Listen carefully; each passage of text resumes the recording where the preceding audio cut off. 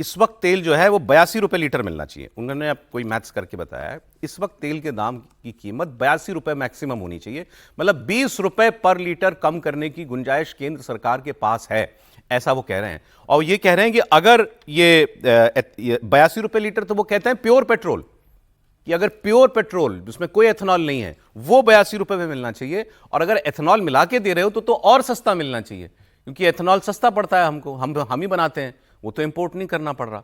सुनते हैं अरविंद केजरीवाल को। लोग कह रहे हैं ना कि भाई जब हम पेट्रोल पंप पे जाते हैं आप E10 भी रखो, प्योर पेट्रोल भी रखो और E20 भी रखो, हम जो खरीदना वो खरीद लेंगे। वो कह रहे हैं कोई चॉइस नहीं दी जाएगी। दूसरा लोग कह रहे हैं भाई E20 वाला पेट्रोल जो है वो सस्ता मिलना चाहिए नॉर्मल पेट्रोल से, तभी तो हम खरीदेंगे। वो कह रहे हैं कोई सस्ता नहीं दिया जाएगा। लोग कह रहे हैं हमारे इंजन खराब हो रहे हैं, हमारी गाड़ी खराब हो रही है। वो कह रहे हैं मैं नहीं मानता कोई खराब हो रही है, सब ठीक है। लोग कह रहे हैं कि हमारी माइलेज कम हो रही है। वो कह रहे हैं मैं नहीं मानता कोई माइलेज कम नहीं हो रही। तो मैं प्रधानमंत्री जी से कहना चाहता हूं, प्रधानमंत्री जी इतना अहंकार ठीक नहीं है, ये तो डिक्टेटरशिप है। जब इतने करोड़ों करोड़ों लोग इसके खिलाफ आवाज उठा रहे हैं, उनकी आवाज को सुनना किसी भी जिम्मेदार सरकार की जिम्मेदारी है। लोगों की आवाज सुनो, नहीं तो ये ठीक नहीं है।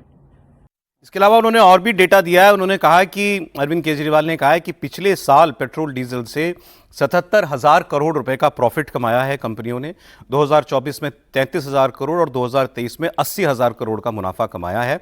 तीनों को जोड़ दें तो 2 लाख करोड़ रुपए का मुनाफा 3 सालों में तेल कंपनियों को हुआ है। तो 4 महीने की जंग में इतना कितना नुकसान हो गया, एक बात वो ये कह रहे हैं। अरे सरकार की तरफ से मैं देख रहा था, कल हरदीप पुरी जी जो पेट्रोलियम मिनिस्टर हैं, उन्होंने बहुत इंटरव्यूज़ दिए हैं, कई चैनल्स को उन्होंने इंटरव्यू दिए हैं। उनसे ये सवाल पूछे गए, उन्होंने कहा हम सस्ता ही दे रहे हैं, अगर प्योर पेट्रोल देते तो महंगा मिलता, इससे ज़्यादा देते हम। फिर उन्होंने कहा कि मतलब कह रहे हैं कि अभी जो आपको मिल रहा है आप समझ लो कि सस्ते दम पे मिल रहा है। फिर उन्होंने कहा कि इसमें से हमने एक आयात में एक साल में 1.9 लाख करोड़ बचाया है, इतना इसमें से 1.6 लाख करोड़ किसानों को दिया है, एथेनॉल का पैसा दिया है।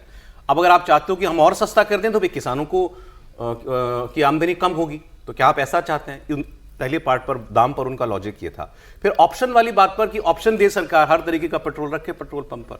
उसमें पहली समस्या तो ये है कि पेट्रोल पंप वाले जो हैं वो इतने टैंक बना सकते हैं क्या? हमें तो दिखता नहीं ना, टैंक अंडरग्राउंड होता है जब आप पेट्रोल भरवाने के लिए जाते हो। तो डीजल का टैंक अलग है, पेट्रोल का टैंक अलग है, अब E20 का अलग बना है, E10 का अलग बना है। क्या हर पेट्रोल पंप ऐसा कर सकता है? ये इसमें इंफ्रास्ट्रक्चर का प्रॉब्लम है। दूसरा उन्होंने ये कहा कि ऑप्शन दिया जाता है बेहतर चीज का, कि मैं आपको कोई अच्छी चीज का विकल्प दे रहा हूं, खराब चीज का विकल्प मैं क्यों दूंगा? मैं आपको ब्लेंडेड पेट्रोल की बजाय प्योर पेट्रोल का ऑप्शन क्यों दूं, जो मुझे महंगा भी पड़ता है और जो इकोलॉजिकली खराब भी है, वो ज्यादा कार्बन छोड़ता है। तो मैं आपको खराब चीज का विकल्प क्यों दूंगा, मैं आपको बेहतर चीज का विकल्प देने जा रहा हूं। जी सर, बताइए त्रिपाठी। नहीं, देखिए, एक तो ये कि इस मसले पर सरकार कितनी भ्रमित है, कितना जो एक तरह से कहें कि वो तो ट्रैप में ही है, वो तो जवाब देती है और नए सवाल खड़े हो जाते हैं। मंत्रियों के सवाल के जवाब से आया कि भाई कुछ तो कमी आ ही जाती है 5-6% की, मंत्रियों के सवाल के जवाब से आया है ये। मतलब आप सुनेंगे तो हरदीप पुरी से लेकर गैर पेट्रोलियम मंत्री नितिन गडकरी तक।